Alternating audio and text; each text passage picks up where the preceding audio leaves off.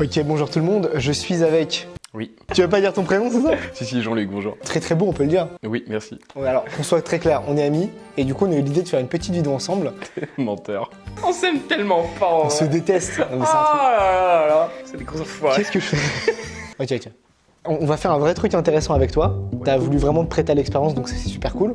On va t'hypnotiser pour, disons, t'aider à dépasser un traumatisme, ou plutôt un symptôme qui est provoqué par un traumatisme que tu penses avoir eu quand t'étais plus jeune. Ouais. C'était le ouais le plus bizarre que j'ai entendu de ma vie. Après, pourquoi pas, hein. Il faut savoir que je t'ai déjà hypnotisé quand même. Oui, plusieurs fois. Ça peut être pertinent de dire qu'au début, j'étais pas du tout réceptif. C'est vrai qu'au début, t'étais extrêmement peu sensible à l'hypnose. Et qu'à terme. Et maintenant, t'arrives à bien te laisser aller. Ok, alors avant de commencer la séance d'hypnose, il faut juste un petit peu que t'expliques à l'audience là ce qu'on tente de faire avec toi et les objectifs qu'on a à travers cette séance. Tu m'avais parlé d'un traumatisme du coup quand t'étais plus jeune et qui provoque un comportement un peu dysfonctionnel que tu perçois comme Que j'aimerais changer. et que t'aimerais changer. Dans tous les cas. En fait, quand j'étais petit, j'avais 14-15 ans. Mes potes m'ont fait une petite blague, mais que je trouve de mauvais goût. On faisait du scooter vers les 23h, etc. Et en fait, secrètement, il avait manigancé avec des copains le fait de se faire voler son scooter par eux. Donc moi, j'étais derrière lui. Il me dépose, il me fait attends, je fais demi-tour là-bas. Il fait demi-tour et quand il fait demi-tour, en fait, il y a deux mecs qui lui sautent dessus, qui commencent à le taper, qui font semblant et qui lui volent son scooter. Et moi, ma réaction quand j'ai vu ça, je suis parti courir entre deux voitures. Je me suis mis à genoux, position fœtus. J'ai appelé ma mère. Et je fais maman, qu'est-ce que je fais? Je sais pas quoi faire. J'étais en panique. Et ensuite, ils sont revenus. Ils se sont foutus de ma gueule. Ils sont venus avec le scooter. Ils ont fait bah, etc. Enfin, ils sont vraiment foutus de moi. Mon pote, il fait oh bah bravo, super le pote, etc. Et du coup, cette étiquette, en fait, il m'a collé à la peau avec ses potes. Je fréquente plus maintenant, mais au moment où j'ai fréquenté durant des mois, j'étais à la poule mouillée, le trouillard, etc. Et du coup, j'ai tout fait dans ma vie ensuite pour ne plus être ça. Mais ça m'a grave, en fait, drivé sur plein de trucs. J'ai fait du sport, j'ai fait du Krav Maga, ensuite j'ai été policier, etc. Enfin bref, tu sais, j'ai fait plein de trucs et je pense qu'inconsciemment, ce truc était vachement resté en moi. Et maintenant, en fait, quand on prend les faits, et je suis obligé de l'admettre, dès lors que maintenant il y a une situation où c'est un peu conflictuel, où je sens une injustice, c'est polarisant, mais je vais totalement inverser le schéma. Moi, je suis prêt à me mettre clairement en danger, mais de façon totalement irrationnelle. Typiquement, la dernière fois, où en bas, il y a un mec qui cambriolait, un mec juste en dessous, et je fonçais. Enfin, je voulais juste le tuer. Le mec, pourtant, il avait l'air d'avoir un couteau a priori, et je m'en foutais en fait. Et comme tu sais, j'ai voué ma vie plus à la spiritualité qu'autre chose, donc ce pattern, tu vois, juste j'aimerais le changer parce qu'a priori, ça va pas avec mes convictions, quoi. Et à noter, je suis quelqu'un d'extrêmement flegme dans la vie de tous les jours. Vraiment, je suis quelqu'un d'extrêmement serein, je m'énerve pas du tout. C'est pour ça que moi, ça m'avait très étonné quand t'as voulu te taper avec le mec là. J'ai dit, mais calme-toi. Mais d'habitude, tu ne t'énerves pas comme ça. Qu'est-ce qu'il est en train de nous faire là? On soit bien clair, du coup, tout ce que tu veux changer là, c'est ton comportement quand tu es face à des situations d'injustice. Les gens le savent peut-être pas, mais en fait, je suis entrepreneur. J'ai dû gérer des crises hallucinantes, etc. J'aimerais pouvoir réagir comme quand je suis en mode patron. Et toi, tu m'as déjà vu au cœur de mes business, mes sociétés, etc. C'est à base de OK, action, solution, et puis basta, tu vois. J'aimerais que ce soit la même chose en fait quand j'ai cette situation. Tu vas fermer les yeux, tu vas serrer tes doigts, tu vas tendre tes deux index l'un en face de l'autre, voilà, comme ça. Et tu vas te concentrer sur ces deux doigts. Et en te concentrant dessus, tu vas imaginer deux aimants extrêmement puissants sur chacun de tes doigts. Et en les imaginant, tu vas simplement te laisser aller. Laisser tes deux doigts se rapprocher l'un vers l'autre. Et quand tes deux doigts vont se toucher, on va pouvoir aller légèrement plus loin. Ok, tes deux doigts se touchent. Maintenant, tu les laisses se coller, se souder entre eux. Tu laisses cette nouvelle réalité s'immerger en toi.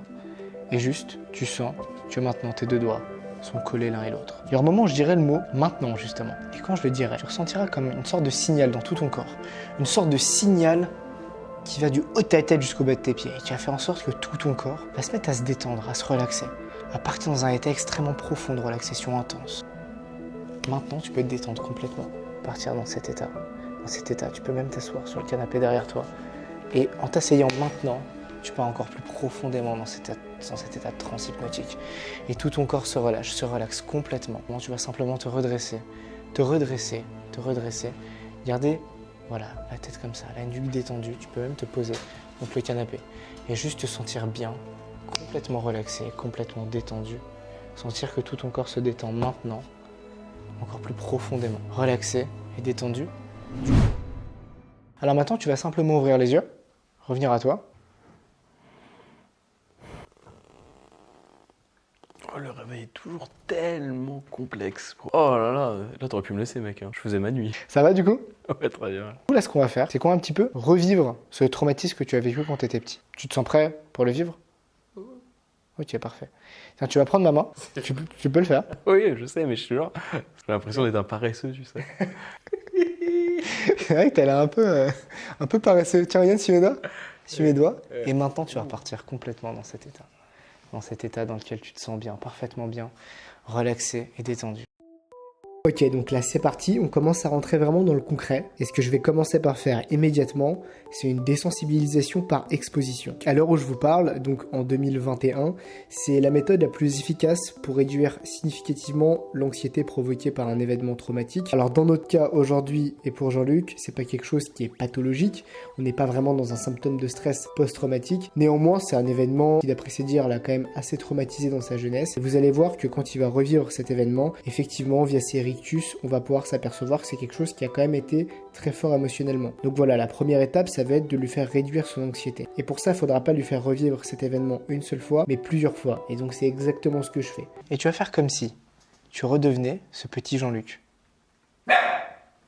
Encore le chien qui est en train de craquer. Revis simplement ses émotions, encore et encore. Et quand tu as fini de revivre ça, fais-moi simplement un signe de tête. Et ce qui va se passer naturellement, c'est que à mesure qu'il va revivre cet événement, eh bien l'anxiété va diminuer. Son cerveau va comme s'habituer à cette sensation d'anxiété et la charge anxieuse du coup va diminuer à mesure qu'on répète encore et encore cet événement traumatique. Quand ça a été fait, on va passer par une étape qui est extrêmement intéressante. Et cette étape, on l'appelle le recadrage. Il y a un truc qu'il faut savoir, c'est que sous hypnose, à aucun moment, on vient modifier le souvenir de quelqu'un. C'est absolument pas l'objectif, et ça pour plusieurs raisons, notamment parce qu'on sait que la mémoire, elle est vraiment totalement biaisée, et que la dernière chose qu'on aura envie de faire à un volontaire, c'est lui induire des faux souvenirs. Mais du coup, ce qu'on vient faire sous hypnose, c'est qu'on vient jamais modifier un souvenir, mais au contraire modifier la perception qu'un volontaire a d'un souvenir. Et là, c'est exactement ce que je vais faire avec Jean-Luc. Dans un premier temps, on lui a fait percevoir ce souvenir comme si c'était cet enfant, donc ce petit Jean-Luc qui a vécu cet événement quand il était enfant. Et pendant cette étape du recadrage, on va faire revivre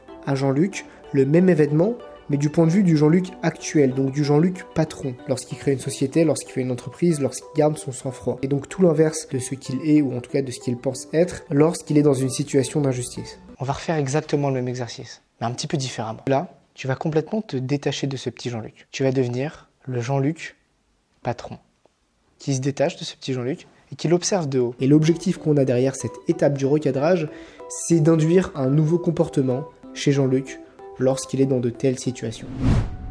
Quand tu sens que tout ça s'est bien intégré au fond de toi-même, tu pourras simplement ouvrir les yeux et revenir à toi.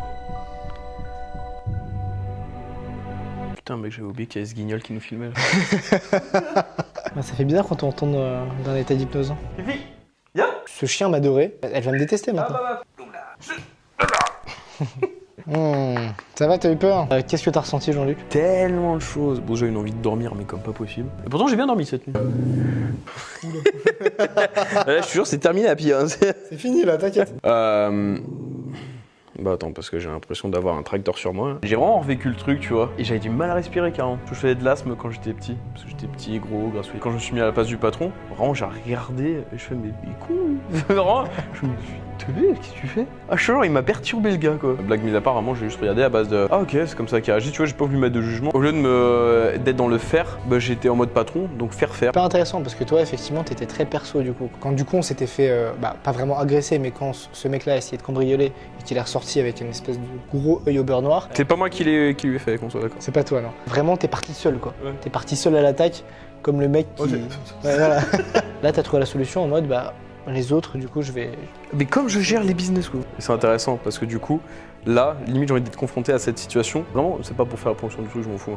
Mais je suis vraiment persuadé que si je vais réagir à base de... Tu sais, style en mode vraiment patron.